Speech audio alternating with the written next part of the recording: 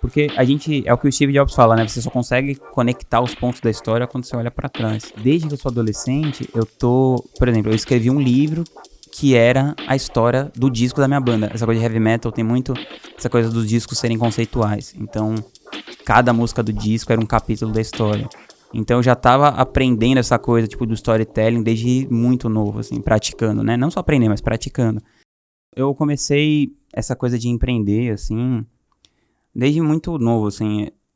Quando eu tinha... Bom, primeiro eu tive uma banda de heavy metal. Eu tinha uma banda de heavy metal melódico, tipo, tinha uma menina cantando meio ópera, assim. Não, eu vou pedir pro pessoal colocar uma foto aí. Eu parecia o Wesley Safadão desnutrido, quando eu tinha uns 18 anos, 19 anos. E, inclusive, o Davi, que trabalha aqui na Ingratitude, era o baixista da banda, o Cop. E ele parecia a Maria Bethânia, assim. Vamos colocando as imagens aí, que a coisa é tensa. Enfim, aí eu tocava nessa banda de heavy metal e tal. Aí os meus pais... Quando eu tinha uns 17 anos, assim, o meu pai, ele era viciado em jogo, então ele perdeu a grana lá que a gente tinha e tal. A gente era uma família, tipo, de classe média baixa, e a gente mudou pra Itanhaém, pra casa da minha avó. Só que, era muito ruim, assim, eu percebi que eu não ia ter chance, assim. Naquela época não tinha internet desse jeito, né, em 2002, sei lá, em 2003. Então, não tinha, assim, você falava, beleza, de qualquer lugar eu me viro desde que tem internet. Não rolava, então... Eu voltei pra São Paulo e eu fiquei um tempo na casa do Davi e pingando, assim, na casa de várias pessoas. Acho que desde essa época eu desenvolvi esse pensamento, assim, sabe? Ou vai dar certo ou eu vou morrer tentando, assim. E eu lembro que minha mãe ficava, pô, filho, volta pra casa. Porque, tipo, ela sabia que eu não sabia onde que eu ia dormir, como que eu ia comer. E ela falava, pô, pelo menos aqui você tem onde dormir, né, o que comer e tal. Eu fiquei, não, mas se eu ficar aí eu vou ter que me acostumar com isso. Então... Essa coisa de, desde muito cedo, assim, não me acostumar com alguma coisa só porque era um pouquinho mais conveniente, sabe? Nesse caso era bem mais conveniente, mas... Então eu fiquei nessa, assim, por um tempo e foi a melhor coisa que aconteceu pra mim, assim, sabe? Não de vida, né? Porque de vida acho que foi meio traumático, assim. Mas em relação a desenvolver a cabeça, assim, certo, sabe? Claro que também eu sei que é uma exceção, que a maioria das pessoas... Provavelmente seria ruim, assim, mas pra mim acabou sendo bom, porque, tipo, sei lá, por exemplo, às vezes eu não tinha onde dormir, assim. Então eu ficava eu tinha uma bolsa de estudo numa escola de música muito boa, e aí às vezes eu ficava num posto de gasolina na frente dessa escola de música. E aí, eu vi umas crianças, assim, tipo, de 4 anos na rua, assim, sabe? Porque, assim, por mais que eu tivesse sem ter onde dormir um dia, eu tava ali, sentadinho no posto, esperando a escola abrir, tipo assim, e 95% dos dias eu dormia na casa de algum amigo meu lá nos jardins, puta confortável, assim, né? E assim, o que acontecia que eu não conseguia onde dormir? Sei lá, às vezes o Davi falava, pô, minha namorada vai vir aqui, será que você consegue outro lugar pra dormir? Eu ia falar, não, vou ficar aqui na sua casa. Manda sua namorada zarpar. E imagina, a gente com 17, 18 anos, naqueles hormônios. Então, e às vezes aí eu descia e começava a ligar para outros amigos. E aí às vezes um tava na praia, o outro não sei o quê. E também, às vezes você fica... É meio chato você se sentir nessa posição, assim, né? De ficar pedindo. Aí às vezes você falava assim, eu quero saber, tipo, foda-se, prefiro ficar aqui do que ficar... Às vezes era um pouco de orgulho também, assim, porque se eu ficasse insistindo mais, eu conseguiria algum lugar pra dormir, mas eu... Sei lá, se eu ligava pra terceira pessoa, assim, eu falava, puta que pariu, foda-se, vou ficar aqui. E nessa, eu comecei a ver, porque era um postinho ali que era bem na esquina da José Maria Lisboa com a 9 de Julho. E, aí ficava passando umas criancinhas pequenas, assim, tipo, uns puta sofrimento. Eu falava, caralho, sinistro. Então eu fui criando uma coraça, assim, sabe, pra ir aguentando as coisas. Aí depois de um tempo, essa banda deu certo, assim, a gente ganhou uma graninha até. Principalmente eu ganhei uma graninha, porque eu escrevia todas as músicas e todas as letras e tal. Então todo o dinheiro de direito autoral eu ganhava.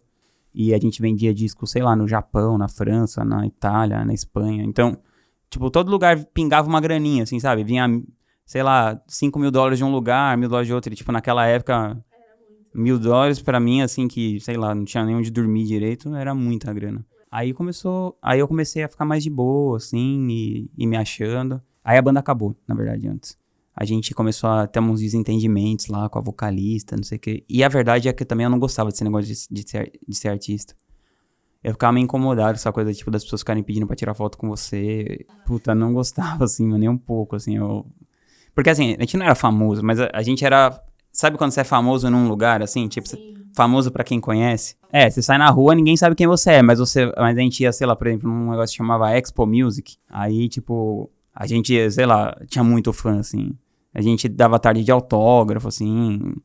A gente faz show numa cidade e faz uma tarde de autógrafo. Não é que assim tem aquele mundo de gente, mas sei lá, ia 100 pessoas, sabe? Então essa coisa, eu sempre fui chato, essa coisa de ficar dormindo até tarde, sabe? Eu gostava de música, eu gostava de heavy metal, mas eu não gostava de ficar à noite, na rua. Sei lá, eu não bebia, nunca bebi, nunca usei droga, nunca não. Então, sei lá, pra mim era tipo, é um preço que eu tava pagando pra eu poder tocar minha música, sabe? E eu pensava assim, a gente vivia na van, né? É isso, eu vivia na van, vivia viajando. E a gente tinha uma empresária na época.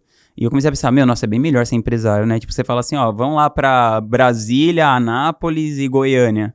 Os empresários geralmente ganham entre 20% e 30%. Mas a gente era em 5 na banda, então ela ganhava mais que a gente, porque a gente dividia por 5, né?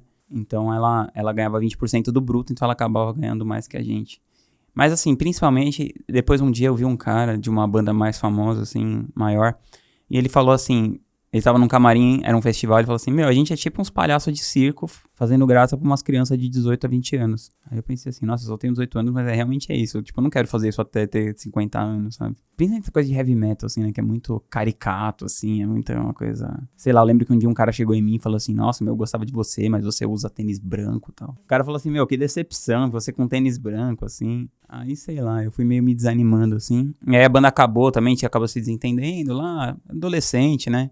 Acho que faltou um mentor, assim, sabe? Alguém pra pôr um pé no chão, assim, na gente. Porque também era isso. Eu tava nesse estado, assim, tipo, todo dia pedindo pra dormir na casa de não sei quem. Aí daqui a pouco chega um monte de revista, assim, falando, nossa, o seu disco é nota 10, não sei aonde. Aí você começa a ficar meio... Aí fica assim, tá vendo? Não sou um bosta, assim, e tal, né? Subiu um pouco a minha cabeça. Eu fiquei muito arrogante, assim. E isso fazia a gente... Todo mundo, assim, né? Mas eu mais, assim, que os outros. Isso fazia a gente se estressar entre a gente, assim. Porque também eu carreguei muito nas costas a coisa de fazer acontecer, assim, sabe?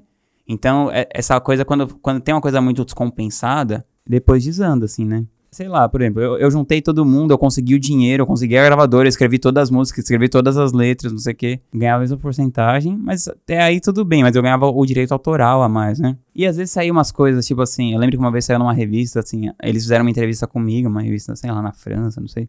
E aí o cara escreveu assim, o líder da banda, não sei das quantas. E aí, começou uma maior reunião brigando. Não, você não é o líder da banda, não sei o quê. Eu falei, mas eu não falei nada, o cara que falou. Aí começam essas briguinhas, essas bobeiras, assim, sabe?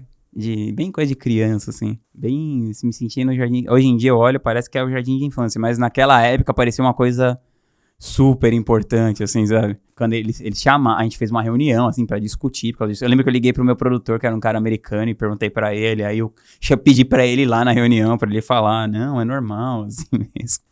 Mas foi muito legal a banda, assim, e foi uma coisa também, essa coisa da música, foi muito bom, porque é o que o Steve Jobs fala, né, você só consegue conectar os pontos da história quando você olha pra trás. Tipo, o que isso tem a ver com o que eu faço hoje, né, teoricamente nada, mas... Desde que eu sou adolescente, por exemplo, eu escrevi um livro que era a história do disco da minha banda. Essa coisa de heavy metal tem muito essa coisa dos discos serem conceituais. Então, cada música do disco era um capítulo da história. Então, eu já tava aprendendo essa coisa, tipo, do storytelling desde muito novo, assim, praticando, né? Não só aprendendo, mas praticando. E os discos dessas bandas, por exemplo, sei lá, do Blind Guardian, é tudo baseado no Senhor dos Anéis. Então, todas as músicas são baseadas no Silmarillion, nesses livros do Tolkien e tal. Então tem muita coisa dessa fantasia, assim, né? Esse tipo de fantasia dentro desse contexto de heavy metal. Então você sempre foi trabalhando essa coisa do storytelling sem perceber. Outra coisa, é um tipo de música muito virtuosa. Você tem que ser exímio instrumentista pra você fazer aquilo. E eu, por exemplo, sou super descoordenado. Então, pra mim, essa coisa de ficar treinando muitas horas, assim... Foi uma coisa que desenvolveu muito meu raciocínio. Eu ia até dar uma palhetada, assim, sabe? Só torta, assim, faz tipo aquele negócio, sai tudo escroto, assim. Eu fiquei lá 10 horas por dia até conseguir tocar aqueles negocinhos, sabe? Eu nunca fui meu Deus do céu, que virtuoso. Mas eu conseguia tocar coisas muito difíceis, assim. Então isso também... E fora a capacidade de raciocínio, porque além da coisa sensitiva da música... Então, sei lá, você tá tocando uma música, aí você vai improvisar, né? Então, é aquilo. Se você tá tocando numa escala X, você só pode tocar aquelas 7 notas. Se trocar o tom da música, são outras 7 notas.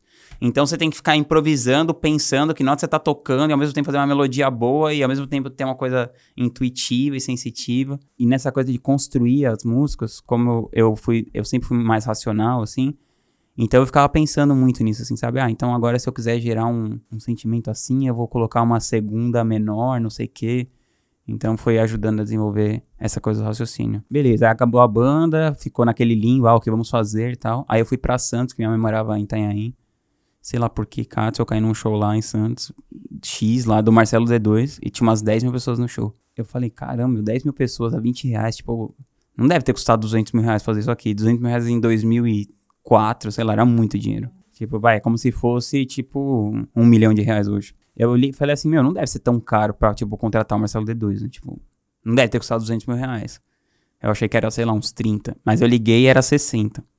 Aí no dia seguinte eu liguei no escritório, era 60. E a coisa em cidade menor, assim, tipo, fora de São Paulo, é mais fácil, assim, sabe? Então, por exemplo, eu consegui ligar no clube, eu liguei lá no telefone da central do clube lá, que era de Santos. Acho que tinha uma portuária, se eu não me engano. Aí eu liguei lá no clube e perguntei, quem fez o show? Aí falaram, foi o japonês. Eu falei, tá bom, você tem o telefone dele? Aí elas falaram, claro, vou te dar. Aí me passaram, aí eu liguei pro japonês lá e falei, meu nome é Rodrigo, eu sou um empresário de São Paulo, eu quero trabalhar com show também e tal, você pode me receber? O cara falou, claro. Aí, sei lá, a gente marcou num barzinho, assim, na praia. Aí eu apareci lá, o cara deve ter feito assim, puta que pariu, o que eu tô fazendo aqui? Mas eu fui perguntando pro cara, ele foi respondendo. Eu falei, mas como que você fez? Tal. O cara contou, eu falei, eu tô pensando em fazer um show lá. Ele falou, legal. Aí, na época, tava estourado uma banda chamada CPM 22. Aí eu liguei no escritório deles e falei assim, mas eu posso pagar, tipo, 10% agora, e depois 40%, e depois 50%? Eles falaram, pode. Aí eu contratei o show pra, tipo, 3 meses pra frente, só que eu não tinha nenhum dinheiro. Aí eu comecei a procurar meus amigos, alguém que tinha algum dinheiro. E chamei um amigo meu, o Lamp, que é meu sócio até hoje aqui. Isso foi em 2004. Ele é meu sócio já faz uns 16 anos. E aí eu falei pra ele, eu tô com um negócio aqui gigante e tal, só que eu preciso de 10 mil reais. Ele falou, nossa, eu tenho 5. Eu falei, vamos arrumar mais 5 e tal, não sei o quê. E ele falou, beleza, eu arrumo e tal. Aí ele falou, vamos buscar os outros 5 mil. Aí eu achei que a gente tava indo, sei lá, tipo, na casa da avó dele, assim. A gente tava indo num buraco, assim, encontrar um agiotas. Falei, Lamp, que porra é essa, meu? Meu, sério, saiu um cara, assim, tipo, de um vulto, assim. O cara com um envelope, assim, cheio de nota de 10 reais, assim. Aí o cara bateu assim no nosso peito, assim, no meu peito, assim, falou, você tem que devolver dia tal, não é dia 1, nem dia 2, é dia 3 e não sei o que e tal. E eu só fiquei tipo assim, meu Deus do céu, vou morrer. Aí beleza, mas eu falei, eu pensava assim, eu não tenho onde morar, tipo, não tem um piorado do que isso, sabe? Mas eu pensei assim, sei lá, eu acho que eu pensei que não ia dar nada, assim, eu achei que o AJ não ia fazer nada comigo. Enfim, mas a gente fez esse show e... Aí o que a gente fez? Eu peguei 5 mil reais, paguei a banda, e 5 mil reais eu coloquei na rádio. Em uma rádio lá em Santos, sei lá. É uma rádio de rock que tinha lá. E assim, o que eu fazia? Ia vendendo os ingressos, eu pagava mais a rádio, pagava mais a banda. Ia vendendo os ingressos, eu pagava mais a rádio, mais a banda. E nessa, assim, a gente acabou que ganhou uma grana e tal. Sei que acabou o show, a gente tava com uma grana. Tinha ganhado uma grana. Uma grana, assim, tipo um saco lotado de dinheiro, assim. E sem saber fazer nada, fazendo tudo errado, assim. Então, por exemplo, segurança era pra contratar, sei lá, 2, a gente contratou 50, não sei exatamente o número, mas assim, várias coisas assim, a gente contratava mais do que precisava, porque a gente não sabia, e umas coisas a gente não contratava porque não sabia que precisava, enfim, foi na loucura, assim. Aí eu, tipo, saí desse esquema e fui morar numa puta cobertura, assim, na Alameda Santos, aqui, lá nos Jardins. Aí eu, tipo, comecei a ostentar, assim, Level Hard, pra mim, né, não era nada demais, mas... Aí eu fui fazendo uns shows, ficamos 1 ano nessa, até que a gente foi fazer um festival enorme. Aí, assim, um festival pra 25 mil pessoas. E aí o lugar do show foi embargado, porque precisava tirar um alvará do bombeiro, eu nem sabia.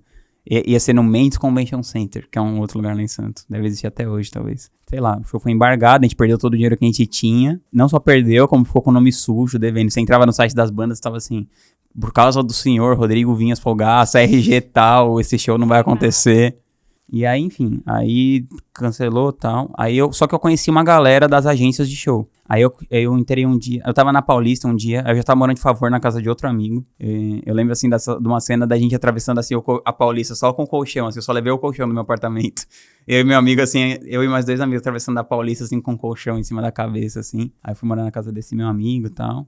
E aí um dia eu tava andando na Paulista, que eu morava lá perto ainda. Aí eu tava, tipo, mó cabisbaixo, assim, sabe? Você, tipo, andando, pensando o que você vai fazer da sua vida, assim. Aí chegou eu tinha, sei lá, 19, 20 anos. Era muito novo, assim, pra lidar com essa pressão emocional. Aí eu encontrei um amigo, e ele falou, e aí, aquele festival que você ia fazer e tal? Aí eu contei a história pra ele, assim, eu fui contando, o cara foi fazendo uma cara triste, assim, sabe? Aí o cara pegou e me deu R$ 10, assim. Aí eu falei, pronto, virei um mendigo, as pessoas estão me dando dinheiro na rua. O cara me deu R$ 10 e saiu andando, assim. Eu também não tive nem força pra devolver, assim, sabe? Eu fiquei olhando. Aí tinha uma lan house lá, eu comprei um picolé e entrei na lan house, eu coloquei R$ 5 lá na internet. E eu entrei no MSN, que era, na época, era o MSN e tal.